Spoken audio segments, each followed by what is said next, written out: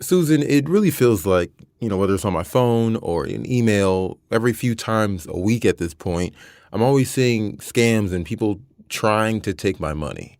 Sometimes I can't even keep up with reporting on all of them. There's one out there that people were getting quite a bit a week or two ago that they were alerting me to, was a UPS text and or an email saying that if you don't correct this, we have a package for you that we can't deliver. Hey, And Kerry some Jr. the people second were kind here. of worried that And this week, people we're would click talking on about that scams with package Free Press delivery personal season and finance people were going to columnist start ordering Susan again. Tompour. One of the scams that someone tried me on was something about like back taxes I didn't pay for. I got like a phone call. And that one was one I could see immediately through, but there have been other ones like student loan associated frauds that I've heard too, where I was like, oh, you're going to pay off my student loans? That sounds amazing. And then called my dad and he was like, wait, I don't know about that. And I was like, okay, never mind. Let me just back to reality. Yeah, back to reality. That's true. Scams cost consumers a reported 3.8 billion in the first half of 2022. Criminals find us by phone, by email, Instagram, and they try to take our money via wire transfers or gift card payments or other means. And right now, there's a growing trend. What's happening is the scammers know we've heard about Bitcoin, but we don't know very much about Bitcoin. And the scammers are taking that and using it to their advantage when they're trying to get a payment. Scammers are trying to persuade people to send them money through Bitcoin ATMs. Cryptocurrency payments made about 19% of those reported fraud losses this year. And you could be targeted even if you've never used it before. Scammers use scare tactics like threats to jail you and happier but urgent prospects like a potential job offer to hook you. In fact, that last one, the potential job offer, is exactly what got Jacqueline Halushka. I didn't even know that employment scams I didn't even realize that they existed. So my red flags were not up. A lot of times with these scams, you think, oh, I won't get caught on them. But one thing that they make the pitch on those is they'll make a pitch on something you really want. On this episode, we're going to talk about Bitcoin ATM scams and what you should look out for to protect yourself. This is On the Line.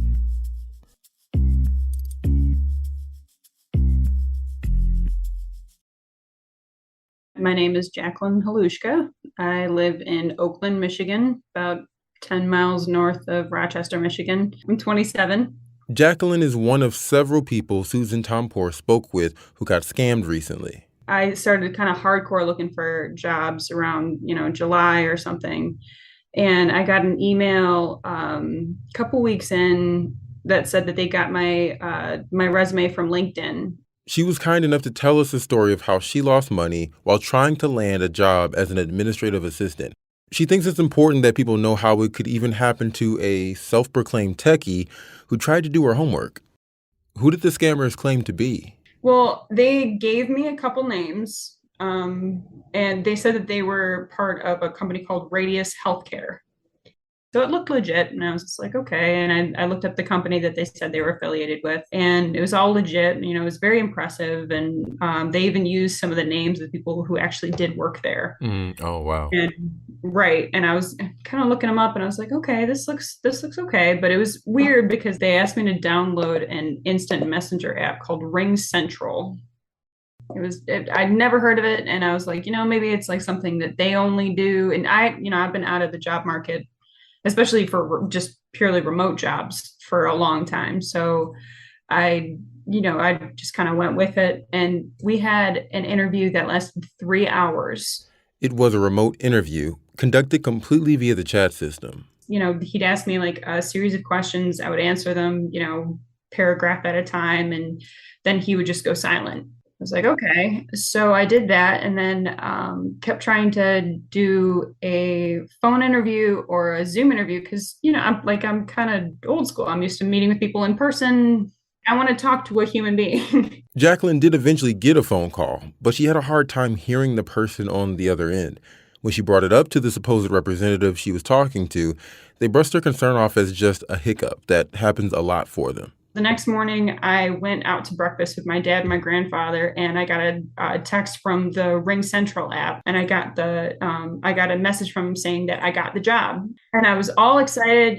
Told my dad, and my grandpa, they were all jazzed for me. The company sent over the contract and a direct deposit slip for her bank information. They sent over some documents. They sent over a job offer. They sent over, the direct deposit slip that said, put in your account information and everything. And everything looked legit. And I put it through people who are contract specialists, because I was a contract specialist in the past, put it through a couple prosecutors that I knew. I was just like, because I had a weird feeling about it. It was just because I'd never actually seen somebody in person. So it was weird. Oh, that's so interesting. Like you knew, you had a feeling, and you even had it vetted by numerous people that had expertise who typically will be able to point something out like this, right? Right. And every single one of them said, sign it and send it. And thank God I didn't. Oh, okay. Goodness. Because you said the bank account information. My heart sunk for a second. I was like, oh no. That would have been really bad. Yes. But the scammers didn't wait for the signature before they made their next move. So I got the job. They had said they would be sending me a company check for home equipment. The following day, she received a check for more than $6,000. I was like, is this from you? And they said yes. And so I deposited it, and my bank only allowed, $500 to be available because they had to vet the rest of the checks.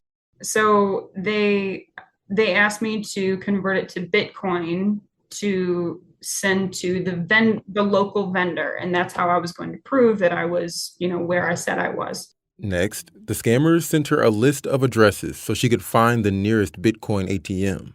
And I picked one in Lake Orion, and I went to the address, and it was a liquor store. And I was like, am I supposed to be at this liquor store? And they said, yeah, there's a Bitcoin machine there, and you need to transfer the $500 into Bitcoin into this crypto wallet. Now, I don't concern myself with Bitcoin. It's so up and down that I just, I stay out of it. So I was like, all right, well, if that's what you need me to do, sure. And then they gave me the QR code, and I just put it on my phone, scanned the QR code, and then started putting in the cash. And then it said it was successful, spit out a receipt, and that was it. And then driving home, I was just like, you know what? This is weird enough that I need to actually speak to somebody about what just happened. Once Jacqueline was home, she messaged the scammers. I said, before I deposit the rest of the money, I would like to video chat with you so I know what my next steps are. And I'm not going to do anything else until I do video chat with somebody. The next day, while waiting for the meeting, Jacqueline searched online and found the number to the Human Resources Department for Radius Health, the company the scammers were pretending to be. She called the number and left a voice message. She got back to me right away, and she said, no, that's a scam. Get out of it. No. So I messaged the guy back. I was like, don't worry about the video call. This is clearly a scam. Said some choice words, and then, stopped talking to him. I see. Wow. What were your feelings once you discovered it was a scam? Oh, immediately I was pissed off. I don't know if I can say that on your podcast. And then after that, I started kind of getting panicked because, when you're not working, $500 is a lot of money. And so I called the police. I sent in a report to Better Business Bureau. After the break, we talked to financial columnist Susan Tompor about how common cases like Jacqueline's are, what makes them so unique, and how to protect your pockets.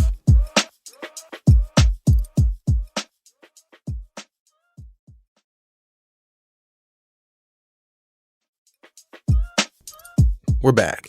Earlier, we heard Jacqueline Halushka's story of being scammed out of $500 by way of a Bitcoin ATM and job scam. Now we're going to talk with Free Press financial columnist Susan Tompor about the inner workings of scams like that. Susan, how are scammers able to pull off these schemes? What happens, it will take a few days, and these scammers are using the banking system to their advantage. It will take a couple days for that check to actually clear, but they may make funds available before it actually clears. But in a few days, when the banking system finds out it's a phony check or it's a fake check, any money that you've spent comes from your pocket. So that's how she lost $500, because she has to reimburse the bank. And then the Bitcoin ATMs, this is the first time I've even heard of those. How are those typically used? I think in some cases on those Bitcoin ATMs, people are transferring money maybe to relatives elsewhere. You might use it the same way you do a wire transfer. This is a sort of a way to make payments quickly, avoids the banking system. It's a digital currency that is out there and supposed to go away from these government currencies and provide a way to do an exchange. And for most of us, including me, it's pretty hard to understand and comprehend, but we can comprehend that it's out there, and some people made a lot of money on it. Some people lost a lot of money on it. Makes sense. I mean, that kind of goes into what we're talking about today for sure. How common is this scam, the scam with Bitcoin and these ATM machines? Well, it's gotten a lot more common. It's really growing in numbers, and it grew quite a bit in the past year during the pandemic. So people really need to kind of beware of it. I think the reason I wanted to write this story is because I wanted people to know that this Bitcoin, they're going to hand you this QR code, and you might think it's all official. Also reported in this piece that there was someone in the Traverse City area that actually lost $350,000. It was several trips to a Bitcoin ATM, and that started out as an Apple support scam, according to the police in Traverse. And there also was some transferring online to a Bitcoin account. But this was an older couple, and probably, a good chunk of their retirement savings, if not all of it, when you're talking about that kind of money. So, one woman lost 500 on the one hand, another couple lost 350,000. Some folks lose $1,000. So it's a pretty big deal. After speaking with Jacqueline, too, one of the details that stuck out to me, and one thing she kept repeating, was talking about how intricate it was. And, when in the hiring process during the interview, she talked about how they gave her names of folks who worked for the company, and the names were connected to the LinkedIn profiles that she went to do research on. What's also really interesting about her story to me was how much vetting she did prior to sending the money. So it's just, when you hear about stories like this, I think it's so easy to be like, oh, well, why would you fall for that? But from what it seems like her story was, they did a really good job of masking the fact that they were playing her all along. They did do a good job, but there were some clues along the way. She couldn't talk to a real person. Mm-hmm. She showed me a copy of her check, and that check was issued by a name of somebody that, if you look that name up online, somehow they were involved in some criminal activity. Many times, if the companies want equipment, they're going to send that equipment right to you, and you are going to talk to somebody on the phone for an interview. You are right, though, Carrie, that she did do a lot of checking, and that's disappointing, that she couldn't find more red flags that way. So they did do a lot of their homework. These are stories that you think, how would I believe that? Why wouldn't I just hang up? But what the experts will tell you is the scammers know how to get you to suspend reality for a while. I mean, it's almost like being hypnotized, if you will. You're desperate in the moment. Yeah, and they're so convincing. When you brought up the UPS one, the link to there's a package. I'm like, oh, what if someone wanted to send me a gift? Yeah, you might, and then they could catch you off guard when you're busy, or maybe it's around your birthday, and you think, oh, somebody is going to send me a package. And so you touched on it a little bit about some of the warning signs, but can you kind of give us the breakdown here of what people need to look out for? What are some of the warning signs when it comes to this Bitcoin scam? I think the biggest one is you do not need to go to an ATM, a Bitcoin ATM, for anything, nothing, absolutely nothing at all. The second sign, if, for some reason, is if they give you this QR code. I think that's another sign. Scammers typically are pretending to be somebody reputable, but that part is probably harder to have as a clue, because you might think some reason that it is the utility, or might think it's Amazon or a new employer. But you can be skeptical there as well and do a little more checking. The IRS is not going to tell you to put it on a gift card. Utility is not going to tell you to put it on Bitcoin, or you have to do it this way.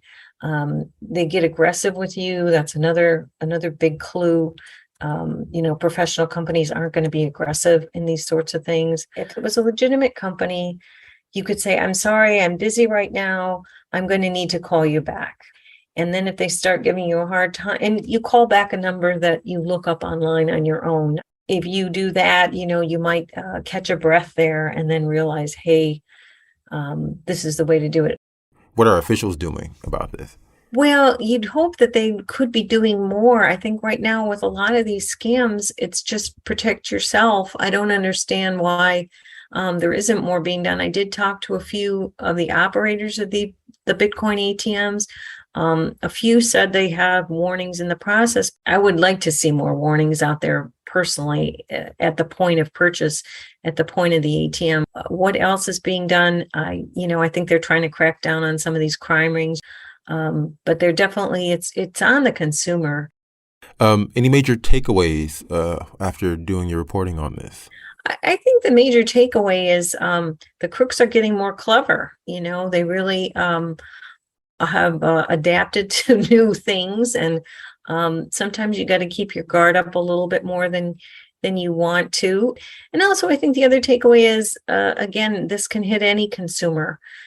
College educated, younger consumers are getting hit by this one, and you certainly, want to watch out for your relatives who might be in their older years, who might have more in savings. One of the things is to try to be open with people and have discussions every now and then about, well, have you heard of any of these new scams out? Just have as an open discussion to keep it going and to keep the warnings out there.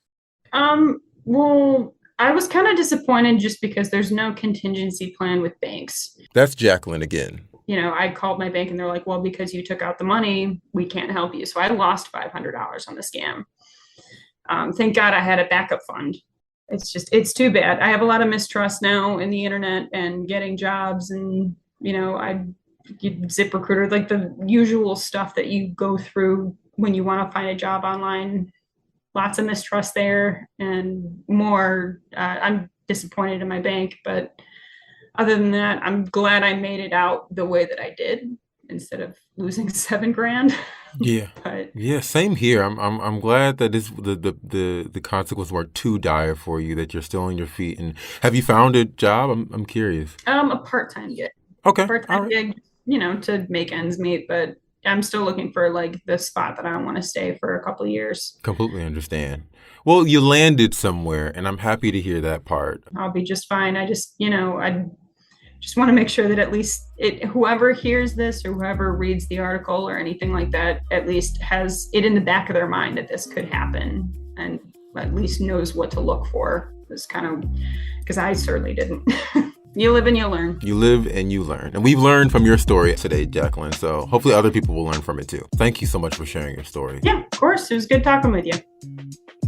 Additionally, we have to thank Susan Tompor for her fantastic reporting on this story and for taking the time out to sit down with us. This episode was produced by me and Darcy Moran. Anjanette Delgado and Marianne Struman are our executive producers. Peter Bhatia is our editor. The music for the show is Fort Trumbull and was produced by DJ Lost Boy. Thanks for listening. And if you like the show, please leave a comment, follow, and subscribe to our show. And don't forget to share it with your friends and family too. That's important. We'll see you next week.